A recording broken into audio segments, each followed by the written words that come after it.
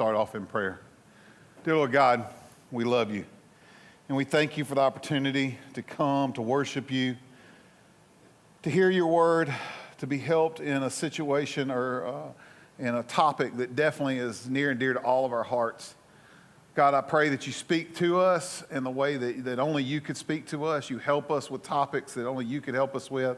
And God, as we study how to battle this ploy of the devil, that God, that you truly help us see our path, whether it be something that we're dealing with to get better and to get stronger in, or God, it's a way to help somebody else to truly battle this throughout their life and to get free of these chains. God, we love you, and everything we say is to honor you. In Christ's name we pray. Real quick, I want you to watch this quick little video. It was working earlier. Why it always does this, I'm not sure. Absolutely.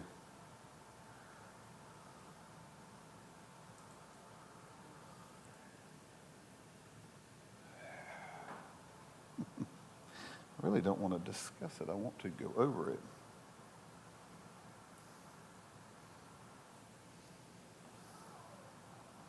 The good thing is on the video, I can cut all this out. So they won't have to see all that. What I was talking to the sound guys, sometimes through some of these things like YouTube have a way of knowing it's streaming and won't allow it to be streamed, even though we are doing this. It was working earlier. Going to try one more time.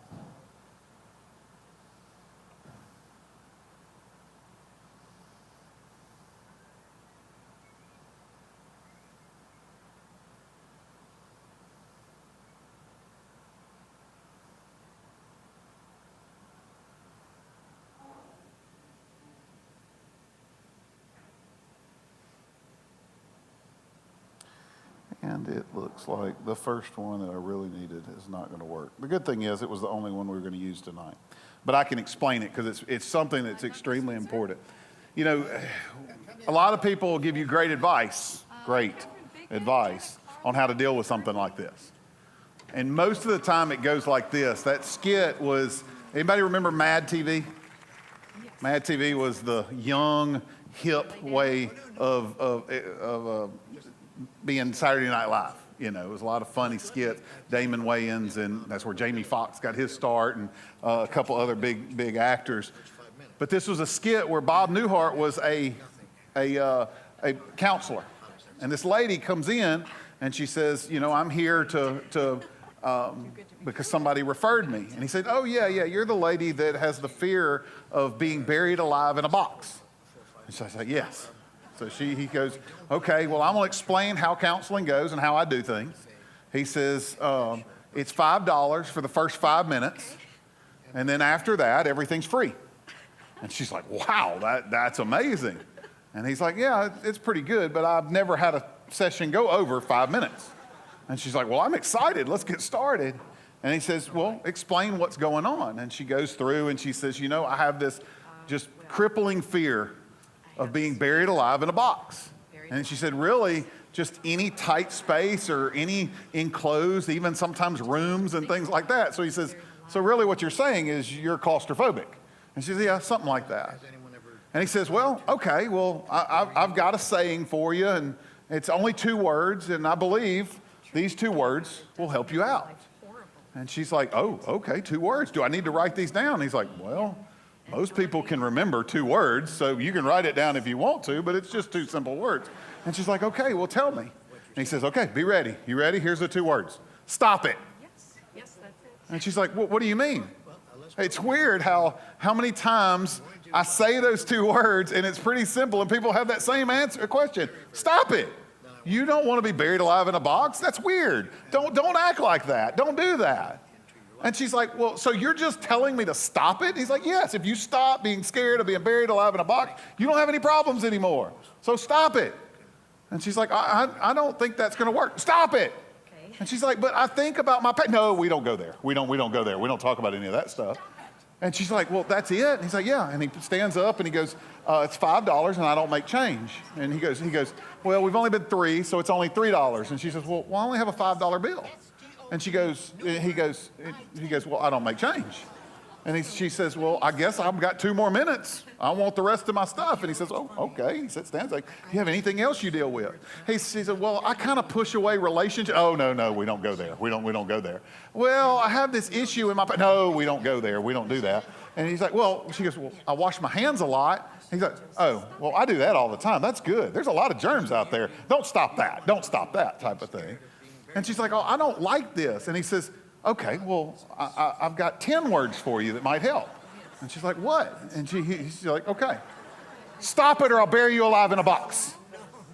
And and we laugh about that, but isn't that sometimes what we get? You're doing something that you're struggling with, doing something that's hard, doing something that is not easy to quit or not easy to deal with, and people just go, well, don't do it anymore and you'll feel better.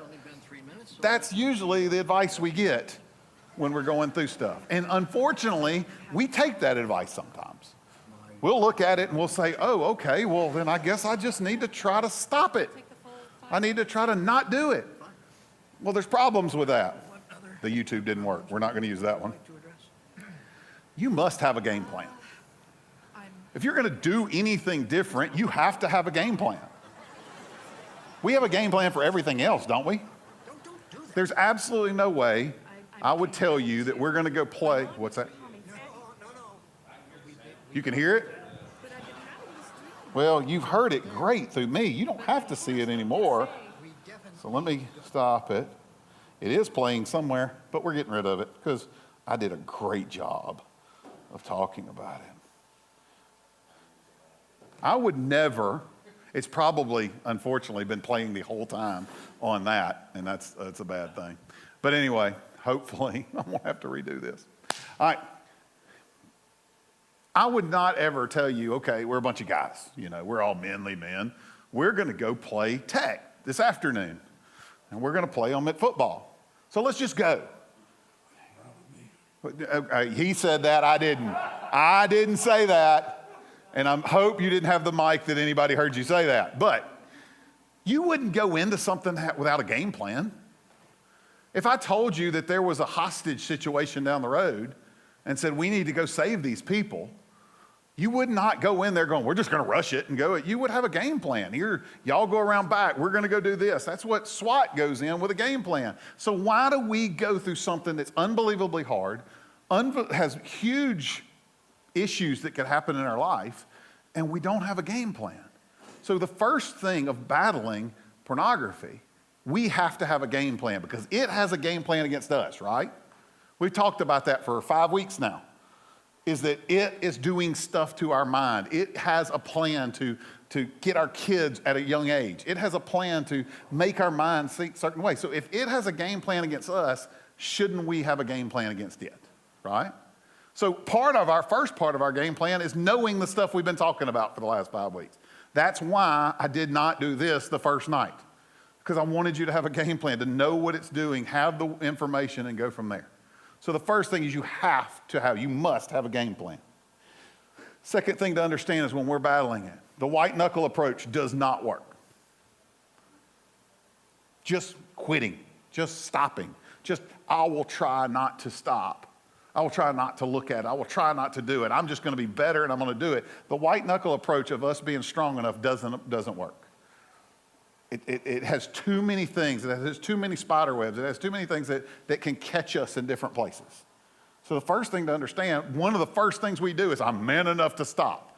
Don't go into it. That is not a strategy.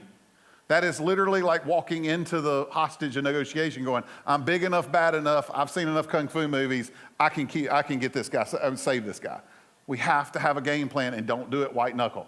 Because white knuckle means I'm just going to go depend on me. I'm going to depend on my strength.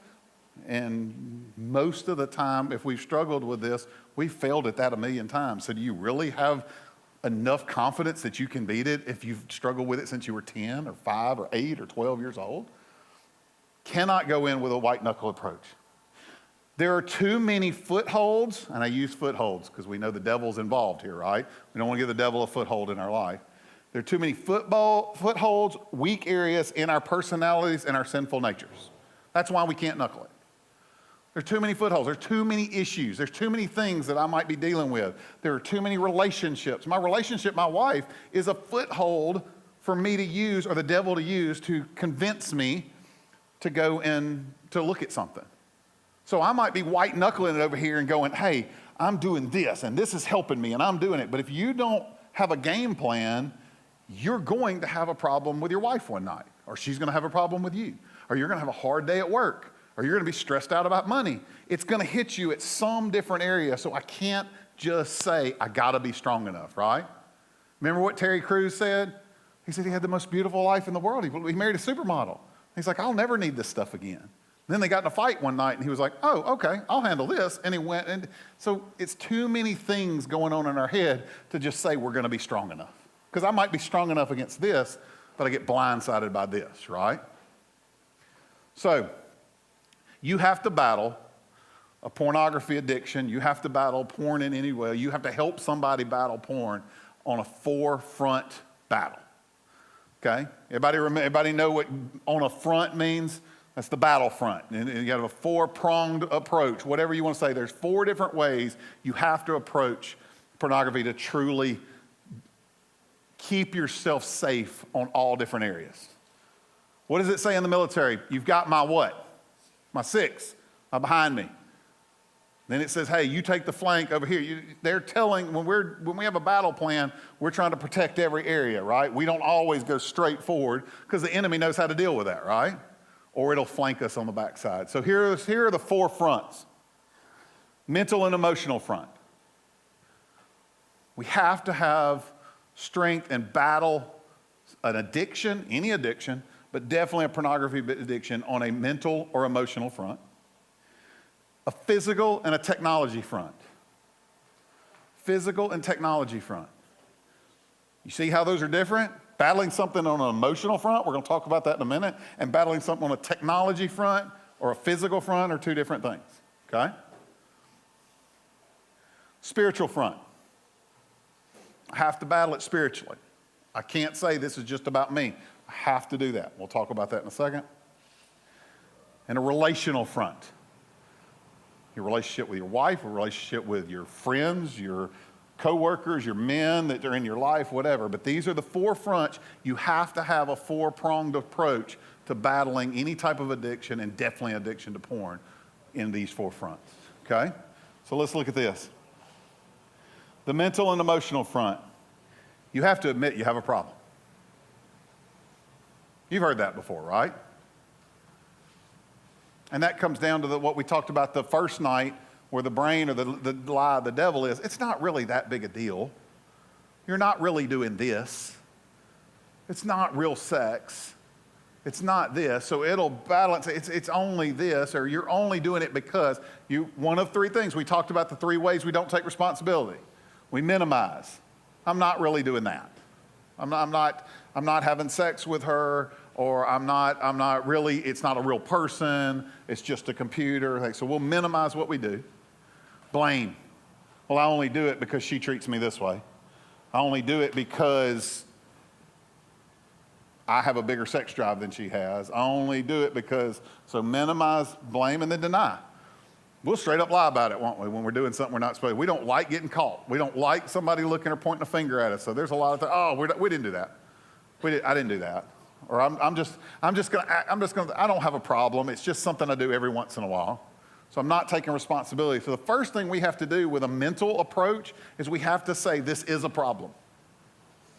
And I have to decide it is a problem, even if I don't think it's a problem. There's no way to fight it, that. How is that hard for us? Because we do it all the time, right? We don't want to have problems, do we? Why do we not want to have problems? I'm sorry, what's that? Consequences. When there's problems, we do something wrong, we naturally knew, because men are what? When it comes to discipline, we're the ones that tell, that kid's grounded. No, they think this happens, this is it. That's kind of how we deal with stuff, right? So we don't like consequences on us. So if I don't realize I have a problem, I don't have to deal with consequences. Nothing has to change in my life. Nothing gets hard. I don't have to do those things. So the first thing we will not, a lot of times, say that we admit we have a problem is because we don't like the consequences that we know will come with it. What are the other reasons that we don't admit? Weak. Weak is one. We just straight up, I don't want to man up. I don't want to do the consequences, so I get weak, and I don't have a problem, and we'll figure out a way not to battle it. Don't want other people to think I've got a problem. Exactly. So we'd rather live in it and be miserable or tear our family apart than somebody look at us and go, man, really? You struggle with that? I don't struggle with that. Okay, so you're a bigger man than I am. Great, I'll rip my family apart where you don't say you're a bigger man than me. So weak, you said selfish. I want to be the big guy that doesn't have any problems. Because when I say I have a problem, somebody might think less of me. I might not be able to be a part of something. I might not be able to lead my youth group. I might not be able to be the coach of the Little League team. Something like that might happen. Because we think when somebody knows, it means everybody knows. Which is not the truth most of the time, but that's what we think. Any other reason we wouldn't admit we have a problem? Shame. Straight up, when I say I have a problem, I have to realize I'm wrong. Or if I admit I have a problem, I have to admit she was right. We don't like that in marriages and relationships, do we? When we have to say, yes, she's been on me for years, and I've admitted not to finally get to the point. One of the reasons guys get to the point they're ready to change, but they won't change is because that means I got to admit the last 2 years that she's been telling me I'm wrong, or I'm doing something I shouldn't, or I've been hurting her. I have to admit you're right the whole time and I was wrong. It's hard to do that. But the first thing we have to do when it comes to a mental approach is we have to admit we have a problem. Seek someone other than you to find out why you run to this. You don't know why you run to this. Because if you knew, you'd quit, right? Most of the time, the guy said on there in one of the videos that we watched, he says he'd never seen anybody that was proud that they watched something like this, or that they were addicted to something, or they had a problem, that all this stuff comes in. Nobody's proud of it. But we have to, if I'm not proud and I don't know why I'm doing it, I want to quit and I can't, I need to seek someone other than me to find out why I run to this. Here's a question. Will it help a broken arm to put a cast on your leg? Be truthful. It sounds stupid when I ask you, doesn't it? It's like, why would you even ask that question? Brandon, why am I even here tonight if you're going to ask questions like that? How many times do we do that in our life? We don't know what the problem is, but we just try to go after it. And how many times have you found out later what you were trying to fix wasn't even the problem? Here's a way that we do that. We don't understand what we call abuse versus dependency. When we abuse something, any addiction, there's drug, alcohol, porn, abuse. What that means is, I like it, I like how it makes me feel, I like the things that go off in my head, so I am doing it for what it makes me feel like. I am doing it for the rush, I'm doing it for the sexual gratification, I'm doing it for the high, I'm doing it for whatever reason I'm doing it. That's a drug or alcohol or addiction abuse. I am doing it for why it does it. So if I'm doing that, that is one reason that somebody might be addicted to something, whether it be porn, whether it be drugs, whether it be alcohol, whether it be anything, food, because I just like how it makes me feel. So that's one way, but it's completely different than drug, alcohol, porn, addiction, dependency.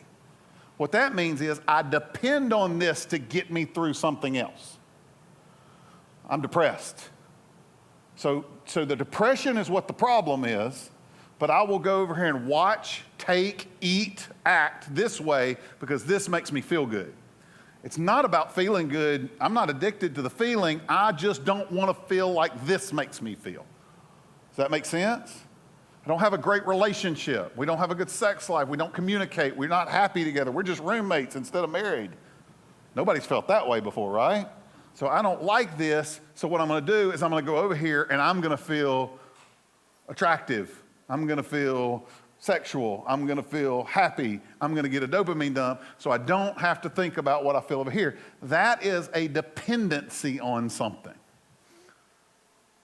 So if you don't know you're doing that, You might be over here white knuckling it or doing something going, I just need to quit, when it's a dependency, not a I like it. So you're putting a leg brace on when your arm's broke. So you have to have somebody that talks to you and loves you and cares about you and knows to go, hey, it might not be what you think it is. You might not even know why you're doing this. You might have, we talked about how the brain gets trained. You might have been doing this for such a young age, you don't even know you're doing it like that. It's just a habit that's happening. And until we go back and figure out why and change that, you're never going to quit because you don't even know why you're doing it. So that's why mentally and emotionally, we have to have somebody else to talk to work those things out. Why is that a problem for men? That we need to understand and talk to somebody that might know more than us. Why is that a problem? We could figure everything out, especially when we got that phone in our hand and we just look stuff up, right? Because I don't have to deal with the shame. I don't have to deal with any feelings. I can still be the big man on campus if I can figure it out. There are things that you do in your business, you do in your business, you do in your business, you do in your business that I would have no clue how to do.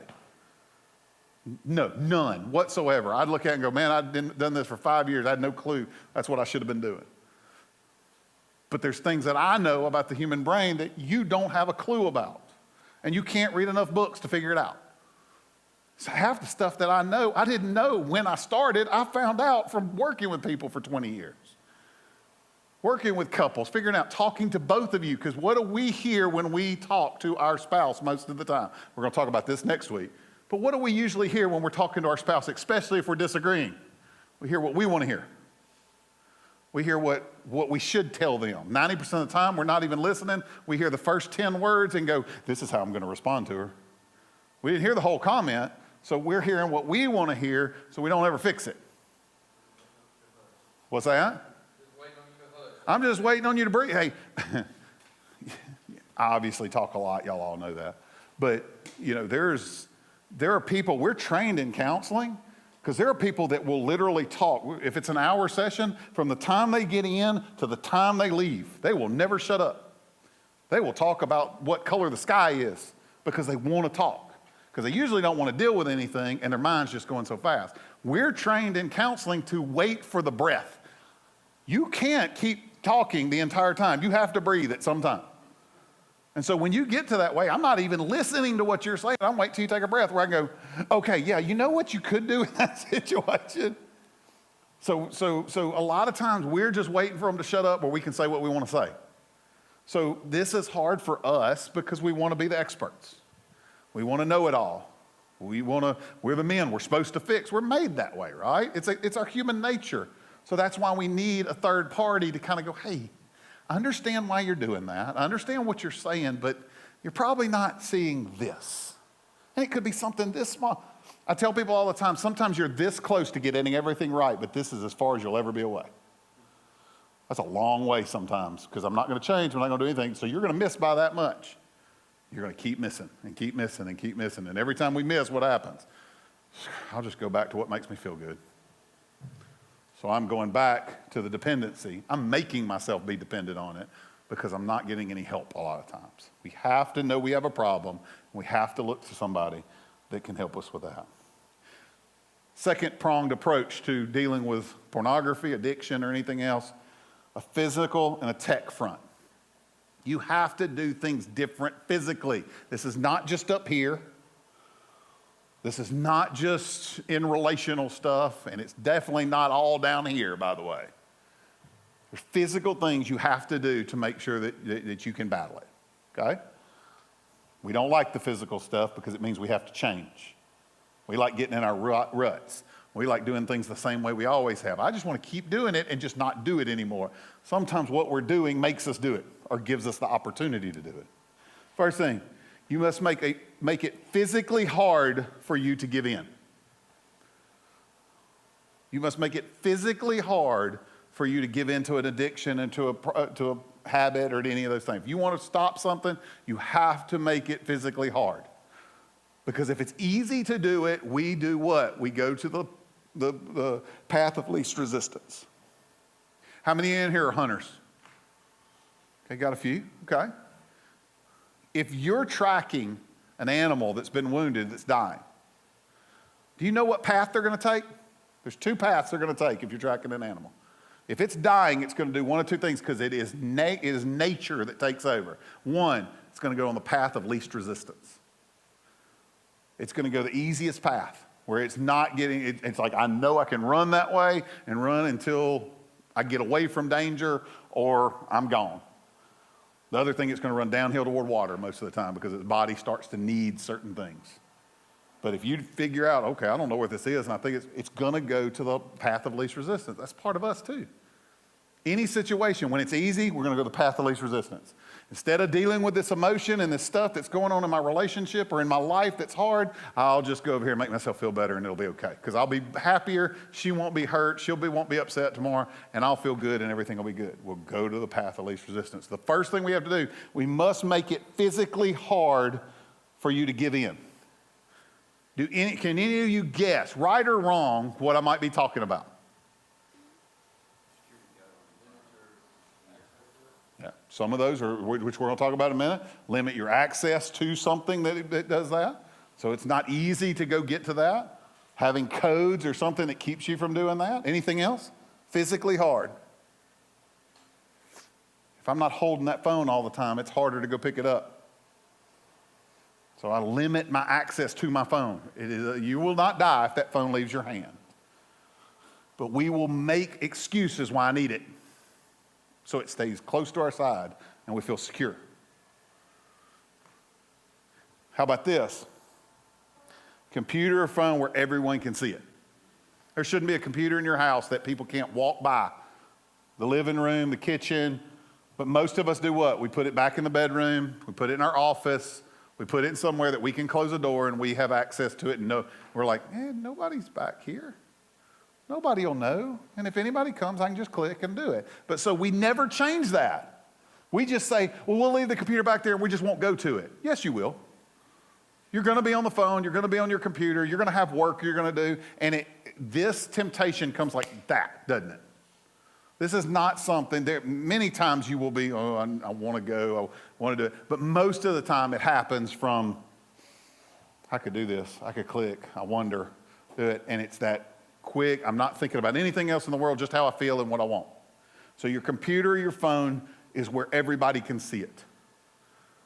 Any of y'all do that? Any of y'all done that in your, because this is a great thing to do with your kids, by the way. There should be no computer in a house where your kid can have it by themselves. Unfortunately, a lot of times we give them an iPad and say, hey, go entertain yourself. But put it in the living room, put it in the kitchen. I don't care what it looks like. I would much rather somebody go, man, you got your computer in the kitchen than you to be dealing with what we deal with a lot of times, right? So put it in a way that you know, without a doubt, easily, without me even knowing, my wife or me with my wife on the thing. Don't always say us, everybody. It's not good for anybody to have access to stuff we shouldn't have that we don't have accountability. So that's a physical change that a lot of people don't make. We don't change it because we just kind of want to be smooth and just don't change our life. Just don't do it. Just stop it. So sometimes we take the bad advice. Spouse should always have your passwords and check it randomly. Boy, this gets into that controlling stuff, doesn't it? Nobody likes to give that, do we? Why? What's the reason? What's the reason that people, men, would not like their wife to have their passcodes to their phone? What's that? I mean, yes, there is the number one reason is because I don't want her to see what I'm doing, what I'm looking at, who I'm talking to, or how I'm talking about her. Are any of those things we should be hiding? No. What else? I mean, there's no good reason that we should be hiding anything, right? There's no good reason they shouldn't have access to things. There's any reason that I should be doing something on a phone or a computer that my spouse should not know what I'm doing. Right? We have to be honest because a rationale would come, well, I don't want to know if I'm going to get her a birthday present. Half the time you forget when her birthday is anyway. You don't want her to know you forgot. You overnighted something to the house is usually what happened. But that's the old thing. I don't want her to know this or I don't want her to know that. Then you're not one. You're not one if you're trying to keep her from knowing something. That's the truth of it. That's why we get into the problems we get into. They should check it randomly. Why? Accountability. You'll never, okay, great thing you said, but I want to go back to something I was thinking just a second ago. Do you know why it's so important to realize we have a problem? It's because you'll never do this if you don't realize you have a problem. I don't have a problem. I can do it. I'm good. I'm not doing anything wrong. You'll never give up this access. You'll never give accountability for that. Randomly, why? Also, give accountability, but my wife could come see it and all that kind of stuff, but why randomly? So, it could be random or... Could be any minute. It's not on every Thursday night, because if I really get deep in this, I get deep in a problem, you know when I'm going to stop and not do anything? 2 days before Thursday, and I'm going to erase everything on there. But randomly, I'm the whole time, I'm going like, okay, this could happen at any time. By the way, this is not just for you, this is your kids. My kids know without a doubt, I'm going to read your text. You have no clue when, you have no clue how, but I'm going to read your text. Till you're paying for the phone and not living at my house, I'm reading your text. I'm going to look at your social media. That stuff's going to happen because I'm more interested in you having a good life than I am you being happy with me. But if I would do that, because everybody's kind of like, yeah, I would do that to my kid. Why as men do we say it's not fair for us to do that? Why don't we lead that way? Mm-hmm. Very important. Here we go. Everybody wanted to know some different things. CovenantEyes.com, one of the #1 programs for your phone, for your computer, to make sure that you have an accountability program. Covenant Eyes is one that I had told you before. If you go onto a website you're not supposed to, they have actually ramped up where it used to be just websites. Now it's any question. They have analog, they have whatever it's called. I'm not a techie guy, but they have stuff they know, oh, that's a picture, or that's something you shouldn't do, or whatever. It will actually send it like, hey, there's some questionable stuff, and it happens like that, okay? So CovenantEyes.com is a great one. This is it goes on both, they have multiple apps that will go on iPads, it will go on Androids, it'll go on everything type of thing. So this one is a great one. This is one you could also give multiple accountability partners for. So you could do multiple men in a group that you're doing it. You can do your spouse and somebody else. You can do a lot of different things. So here is this is the #1 across the country that most people use. But there are a few more that are extremely good. Any question about Covenant Eyes? Any question about apps, period, that do stuff like this? No? Here's one, TRUPLE, and it's well, it says TRI. That might be a typo. I think it's TRUPLE. I think it changed it to triple, but it's TRUPLE.io. Extremely good one. This one takes screenshots of things that you're looking at and puts them in a database.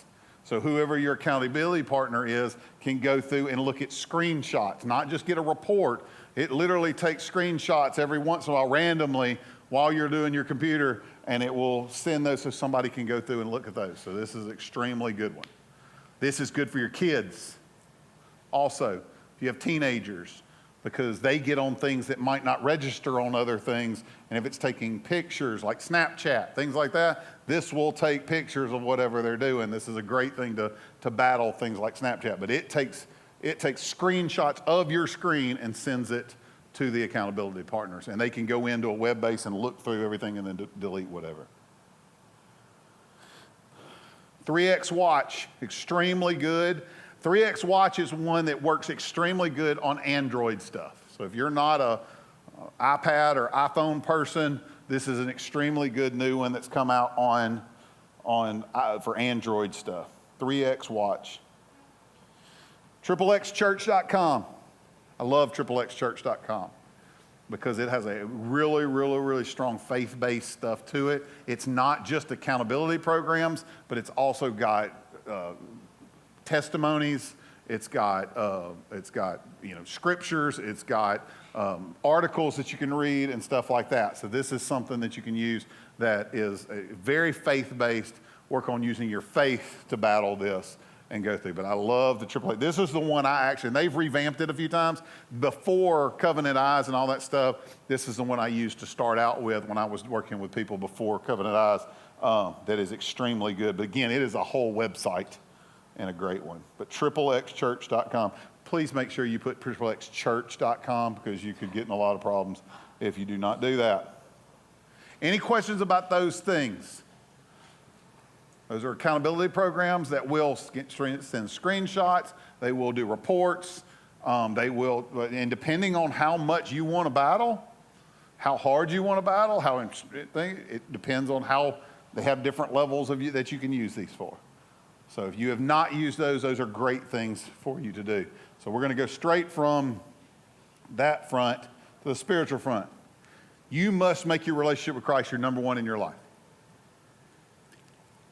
You have got to have a spiritual front to your attack or it won't work. It is human against demon. You must make your relationship with Christ number one in your life. Why would I say that? Because I always say that marriage, your relationship with Christ should be over your relationship with your marriage, but your marriage is second. But in this case, your relationship with Christ has got to be the center of your life for a period of time. Why do I say that? Why do you think that's important? There's a couple different reasons. What would one reason you would think you have to make your relationship with Christ number one in your life? It has to be center of your life during this time. Satan's going to be attacking. I don't care how big and bad and strong you think you are, you can't beat Satan. He was the number one angel that God had. You will not beat him. And he is good at what he does. So if a human, or 50 humans, everybody in here go to battle against him, unless I have the Holy Spirit in my heart and he's the one battling for me, you're going to lose every time. So the number one thing is I have to realize what I'm battling and I can't beat this foe. So my spiritual life has to be number one to get his power in what I'm doing. Number one. What's another reason your spiritual life has got to be number one in your life during this time? What's that? The Word of God. Absolutely. The power of the Word of God and those type of things is extremely important during that time. What were you saying? Absolutely. He's got to say, because I'm not going to look inside myself. I'm not going to see myself sinful. If it's my fight against it, I'm going to see myself as powerful. Cannot do that. Okay? The other thing is, you can't make your wife the reason. You can't make your wife or your kids or your job the reason. I've got to do it because I'm going to lose these things. Because guess what? She's going to piss you off.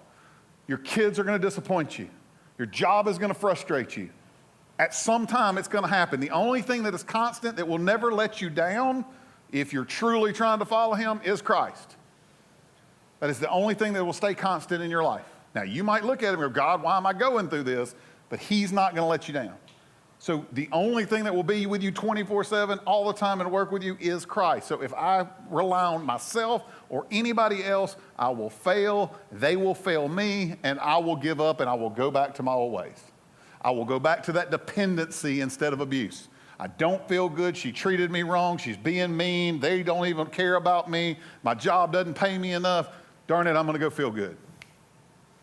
You're setting yourself up for failure. Your faith has got to be the number one thing in your life during the time that you're fighting this. So how do I do that? Number one, pray specifically. Pray specifically. Do not pray, God help me. Do not pray, I want to quit. How do you want to quit? What are you struggling with? What are you dealing with? How do you need Christ to work in your life? Where do you need the strength? Pray specifically.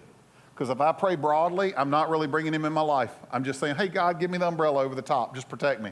He's not. You need to pray. It says pray about everything. Pray unceasingly. You need to pray specifically. Half the time, our problem is we do not pray specifically enough. What is going on? Pray for your wife. Pray for your relationship with your wife. Pray for whatever's going on in your life. Pray that if you're going to a counselor, that person got sleep the night before. Because some of us stay up all night worrying about this stuff. Or some of us have life ourselves. You know, it just happens.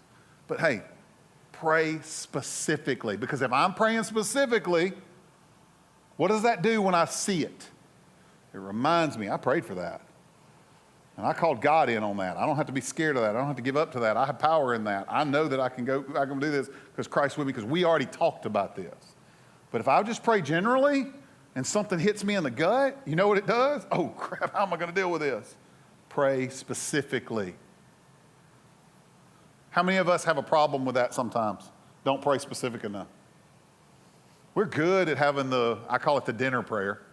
God be with us, help us, bless this food. And I hope everybody saw me pray in that restaurant, because I'm a good Christian now.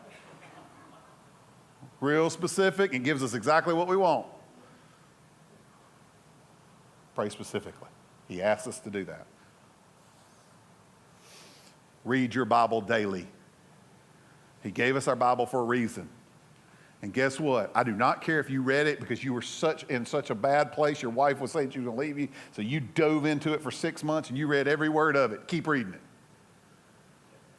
Do not say, I've read it enough. I know it. I understand it. Read it every day. Because the thing is, if you read it yesterday and you read the same verse today, it'll mean something completely different. If you have your heart open to it. If you're going to battle it spiritually, these are the things we have to do. If you're not doing these, you're battling it human. Okay? Do not miss church. And guys, I know I work at one. I know I'm a minister, and I know most people go, well, you have to say that because you're at a church. No, there's reasons for that, spiritually and psychologically. I'm around men and women that are trying to be better and follow Christ. Where do you think he is on Sunday? Yes, he's in your room. Yes, he's at the deer camp. Yes, he's that. But he is here being praised and being taught. I say it all the time, and Chris probably will watch this, and he always gets mad if I say this, but it's so true. Chris can go up there and preach. Mary has a little lamb on Sunday morning. You know what I need to do? What is God trying to say to me through Mary has a little lamb? He puts hundreds of hours into preaching every Sunday, but I do not care what he says. I have to be willing to go. I've got to be here. I've got to hear it. I've got to see what is God trying to say to me. And if you go to a different church, you should be saying the exact same thing about your pastor. So number one, do not miss church, because you're hearing the word preached. You're around other Christians that they might be hypocrites, but they're just like you. And you're trying to be with them. You're trying to love each other and tell each other. And hopefully with these men's retreats and things like this, we're patting each other on the back. Go, hey, don't be fake. What's going on? What you dealing with? What's happening? Let's go over in the corner and let's talk about it. If you're going to be men of God and you're not asking guys, hey, what's going on? How you doing? Don't just tell me good, because good doesn't tell. Ain't none of us good. The Bible says we're not good. So none of us good. So when you hear good, tell me the truth, because you're just telling me that to keep walking. Have that relationship that you stop and go, hey man, what's up? What's really up? What's going on? What can I pray for you for? If we're going to be men and change the world, we're going to do that. So pray specifically. Read our Bible daily. Do not miss church. Serve. Talk about psychologically. Number one, God calls you to do it. Number two, how do you think psychologically serving helps you not click something tomorrow night? God set it up this way, so there's no wrong answer. How would serving today in a church keep you from clicking something tomorrow night? Absolutely. I did this yesterday. There's no way I'm going to do that tomorrow. I mean, that would kill my walk. I wouldn't be able to talk to that person. I'm not going to feel good being there and serving, going, golly, I did this. It's going to give you more power. That's how God does it. Psychologically, he gets in your head and go, boy, because that's how the Holy Spirit talks to me. Country, Simsboro.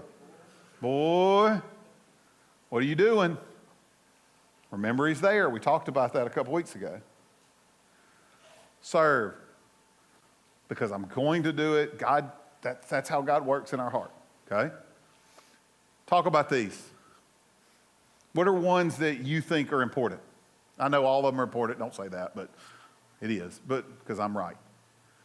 But why? What are something you could say that one would be important to me? I like serving. Yeah. I think a lot of guys don't like working. Is what they've done in the past. Absolutely. So when you serve, you realize, man, God can use me. Yeah. Even though I'm not perfect. Yes. A lot of guys. So it's a grace thing.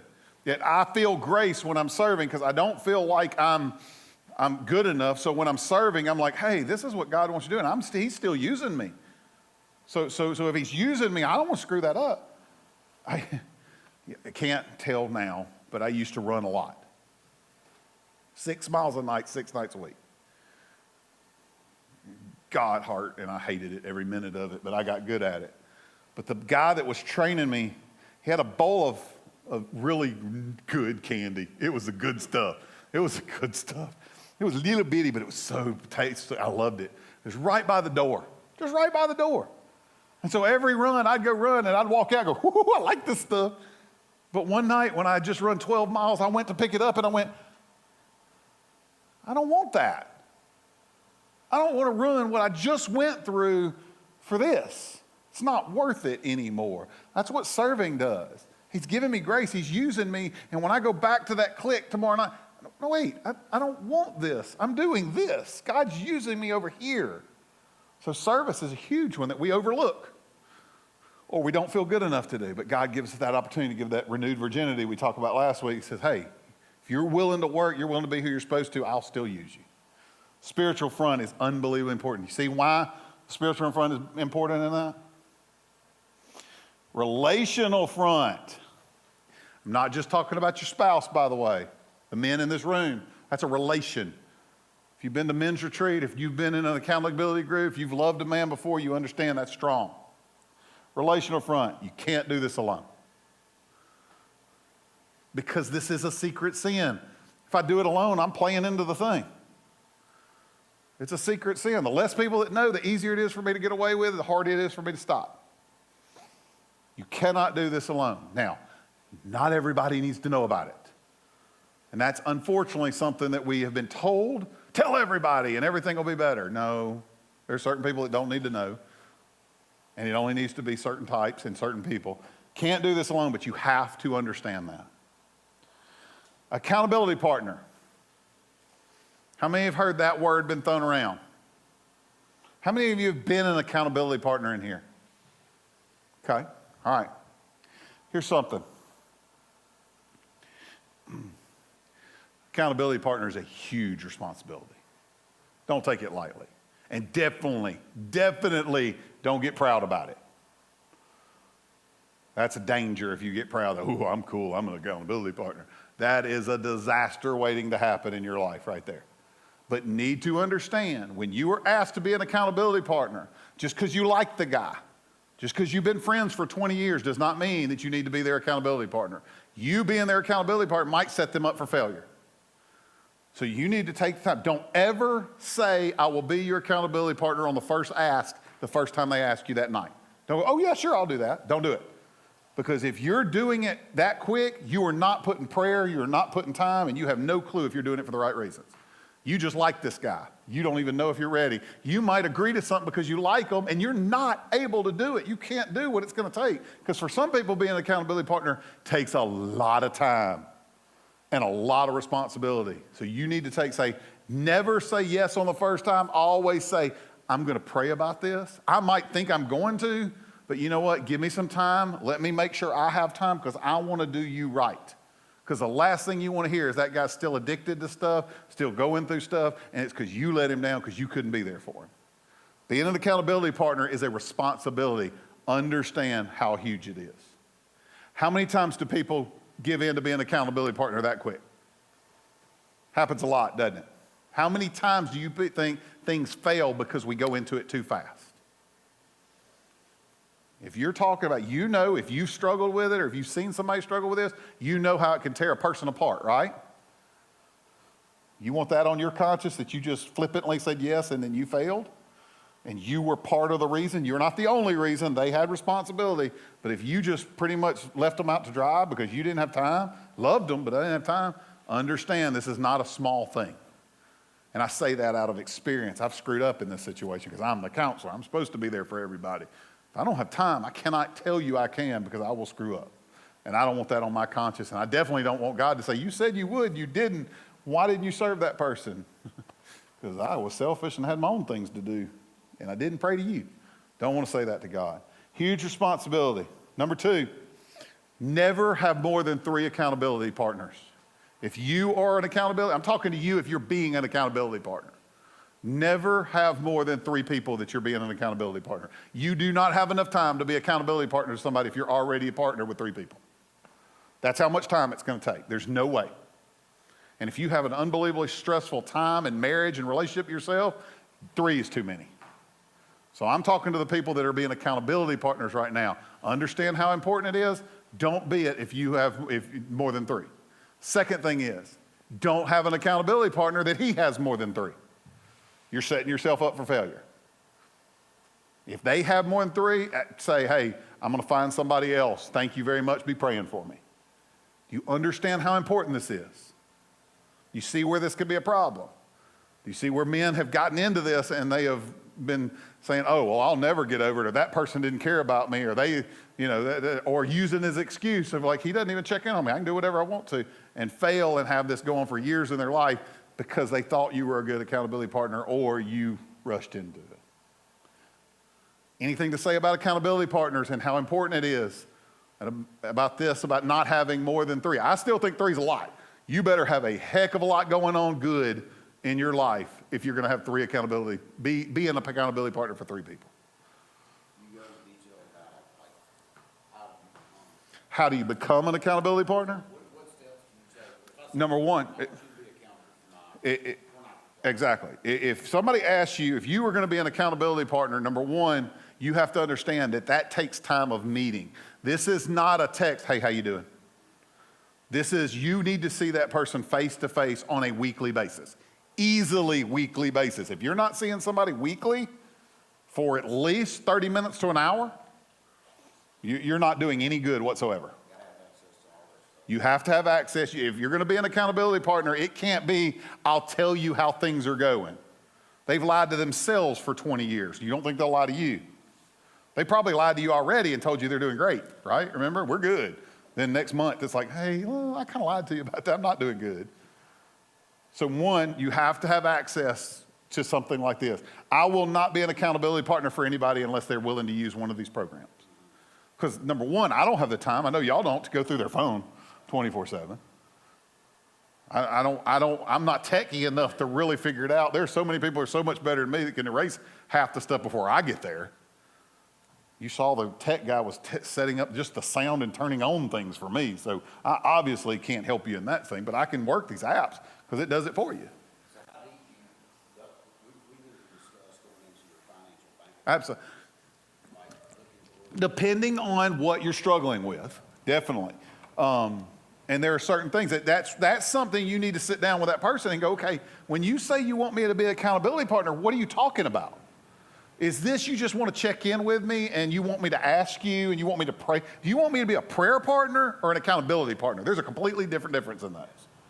I can ask you how you're doing, be praying for you and say, hey man, I hope you're strong, I hope you're great, and I can be your prayer partner. That is not an accountability partner. That's what most people think they are signing up for when they say they're an accountability partner. When it comes to something like this, when it comes to alcohol, drugs, porn, sex, eating, abuse, any of the money, if you say accountability partner, that is a completely different thing than, man, I need prayer because we're just struggling with this. Accountability partner takes time, a minimum of 30 minutes to an hour a week meeting with that person openly. In other words, face to face, that we're looking at each other going, are you lying to me? Second thing is, you gotta have access to a program like this or their phone or some ability to do that, okay? Third thing is, you're going to be putting at least about an hour worth of prayer in. Because if I'm doing it godly, I'm not helping him by being a man. I'm only helping him if I'm tapping him into God. How many of you have ever heard of intercessory prayer? Intercessory prayer means I'm praying for you.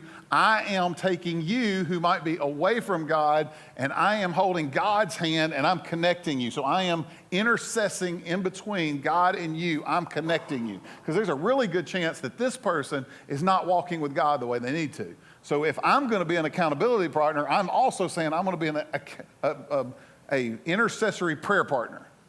I am going to spend time praying because there's a really good chance if you're struggling with this, you're not praying enough. So I'm going to pray on your behalf and say, God, please be in his life. He's not praying, he's not walking with you, but I'm going to pray. So Prayer is a huge thing of your own time. So now you're at the point that I'm looking through your stuff, I'm meeting with you for an hour, and I'm praying for you for an hour. You notice why I say you don't need more than 3? Because every one of us have busy signal. Am I going to be able to do that for multiple guys? Not unless you were paid to be an accountability partner. And they don't have that option. I've looked into it, to be nice. Do you recommend talking to the wife about it? Okay, there is a big deal right there. If the wife knows, yes, you have to have a connection with the wife. So I would say this, I got to use my wife as a to go to that wife to get it. Wife to wife. And what I mean by that, yes, I think that's a great statement. If I am an accountability partner, and I love you and I love your wife more than anything in the world, but if I'm your accountability partner, I'm not spending any time with your wife alone because I'm not a good example and that's a bad situation. So what I will do is me and you will sit down with your wife. We will sit down and talk about what's going on. And if you're not man enough to do it, me and you got more. I don't need to talk to your wife. Me and you need to talk about some stuff.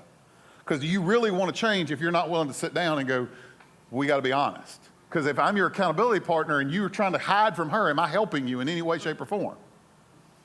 So if that happens, if there is an issue, I would never meet with her alone. I don't meet with women alone, period. Only in my office, which we have cameras to see when somebody comes and goes. But I don't meet with a woman alone. If I'm going to meet with her, it's going to be at a coffee shop or it's going to be at somewhere else. But most of the time, it's going to be with us sitting down going, hey, how are things going? Because he's telling me this. I need to know what's going on at home. So you see how this takes time. You're going to pray for them. You're going to spend time with them. You're going to be involved in their life. If the wife knows, you are going to be involved in that relationship in some way, shape, or form. And what I would say is you need to make sure that you're not the only accountability partner for that person. Now, they don't have to be that other person does not have to be as in-depth as you are, but there needs to be another party involved also. Because it keeps from it being all on me, and it keeps him from or somebody from saying, well, you're just trying to do this. You're trying to tell me what to do. You want me to be like you. You're acting holier than thou. And if I've got you and me working with him, you could look at it and go, no, he's not, dude. You're out of line. Because I don't want it to become, because a lot of times we get defensive, don't we? I don't want to change. I don't want to do anything different. I don't want to fight this because you're going to want to give up. It's hard. If it wasn't hard, you wouldn't have to do anything. You wouldn't be sitting up here listening to me every night. So it's hard. So I would say that other person needs to be involved in a point that they can look at the person and go, or look at me and go, yeah, dude, you're kind of being harsh on this. He's doing a good job. Let's let him do it, but let's don't let him keep going bad. But I think this is going and we'll work together. So it keeps accountability between us all. That's why God said you approach that person and then you go get somebody from the church and you come to them. See, this is all biblical. This is not me making this up. So you need another person involved. It can't be just me and them. That other person could be the wife. It could be a friend. It could be a brother. It could be another person that in your group type of thing. But there has to be another person as that accountability partner.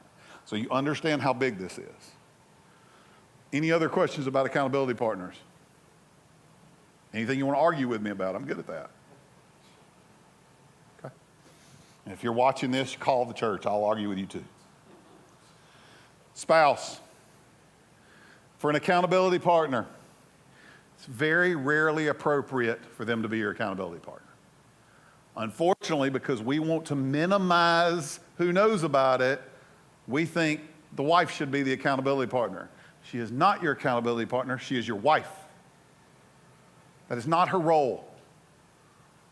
She is not supposed to be the person that checks up on you. She needs to have access to everything. She needs to be able to for her, not you. You just need to know she will, so it scares you. But she's not the person that comes to you and says, you're being wrong, I found this, I did. Because she's living through it again if she finds it. You need to remember that. But so many people want to make their wife finds out, and they want to be, because they want to be in control. They cannot be your accountability partner. Can they keep you accountable? Yes. There's a difference between being an accountability partner and keeping you accountable. They should keep you accountable with everything. Did you take the trash out last night when she told you to? She better keep you accountable when you didn't and you're stepping over 4 bags in the morning. But she's not your accountability partner. That's not a role. That's not what God put her there for. She's your helpmate. She's the one that loves you. She's the one that sleeps with you. She's the one that's dealing with this at the same time you are. So she doesn't have the strength to deal with this. Very, very, very rarely is it appropriate for your wife to be your accountability partner. It takes an amazing, amazing relationship, and I would honestly say that's 1% of the time should that happen. How many of y'all know people that have gotten into this, or you yourself have gotten into this, and somehow the wife got rigged into doing that, and it's just not a good deal? Because it's not her role. God didn't give her that role. Gave you the role to be a leader, and you just put her in a leadership role that she's not supposed to be in, and a very emotional thing that she's the one getting hurt out of this deal most of the time. You are mentally and spiritually, but she is physically and emotionally. If spouse is aware, then you have to get professional help together. If your spouse is aware that you have looked at or have a problem with porn, it is not a question whether this happens or not. There are way too many pitfalls in a relationship and emotional. There's too many things that could cause her that you might not know anything about. That counselor needs to sit down with that spouse and go, how are you handling this? She might be putting on a brave face that she's trying to help you through it, and we're going to battle this, and we're going to pray about it, and we're going to do this. But there's some things going on in her heart and herself that she's got to. That's one of the things we'll talk about next week, is how you repair that marriage. But you need to understand, if your spouse knows, which most of the time they need to know, but if she knows without doubt, there's not a question, you have got to go to counseling about that. Give me a question about that. Give me what you think about that, because that's a hard one for a lot of people.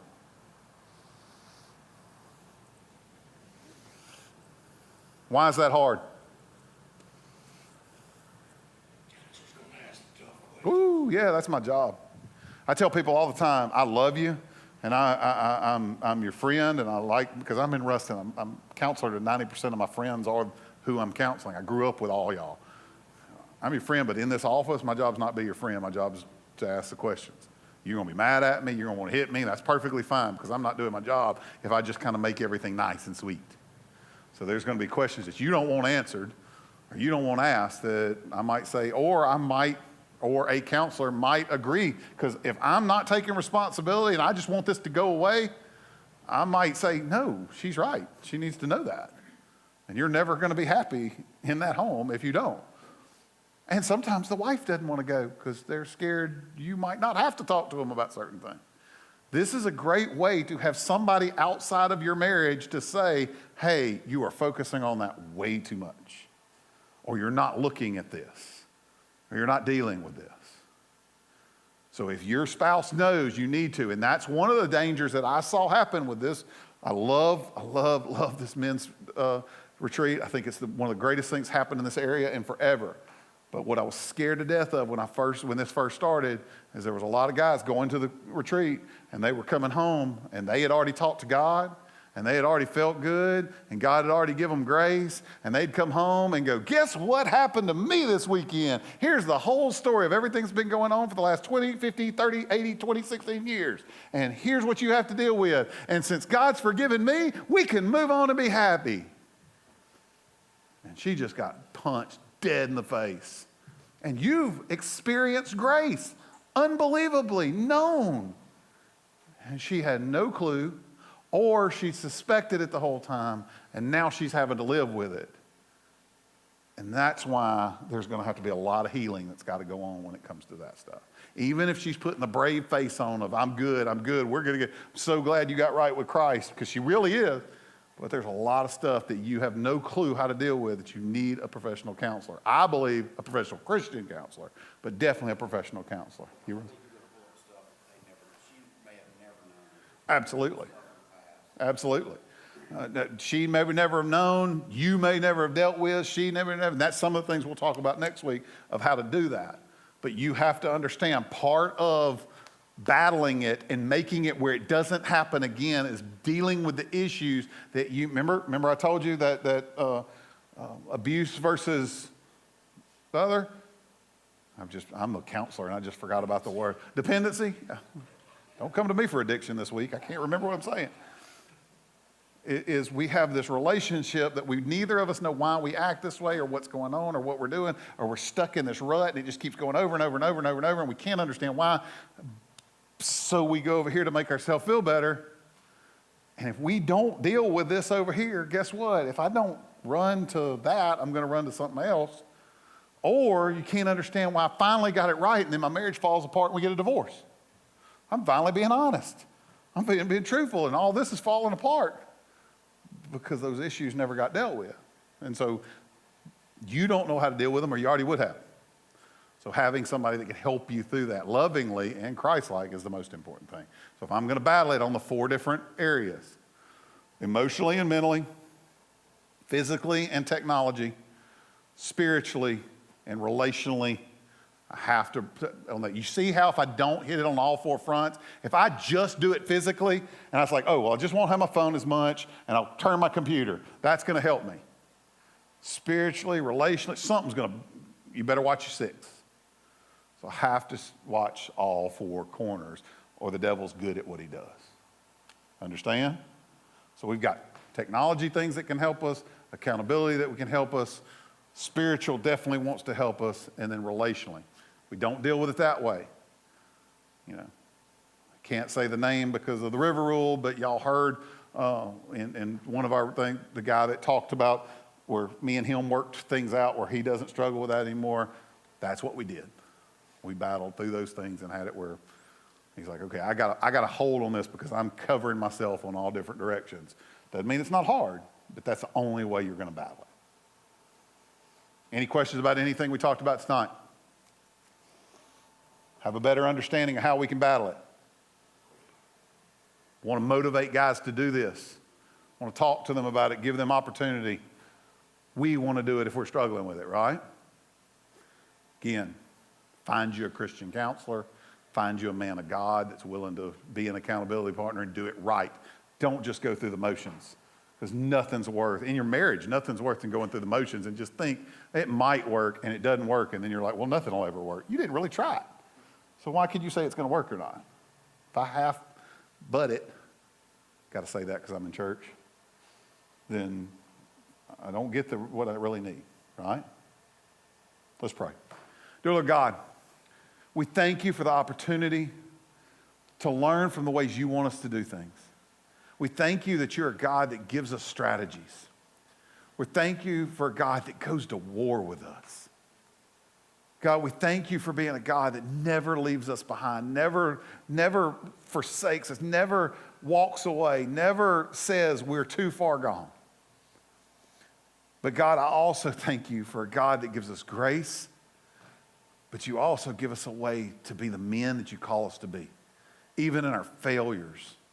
You give us a way to redeem ourselves, to feel like we're working for you, to feel like we matter, to feel like we have power. And that power is to give the power to you. All we have to do is to let you in.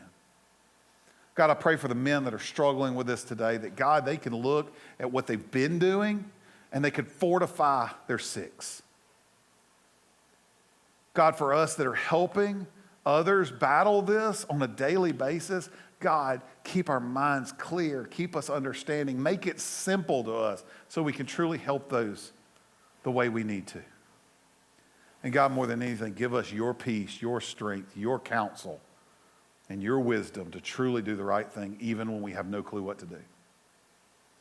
God, we want to be men that change this world, that fights this epidemic, that changes our families, that changes the chains that keep us down from being the men we wanted to be. God, we love you and we thank you for being the God you are. In Christ's name we pray. Amen.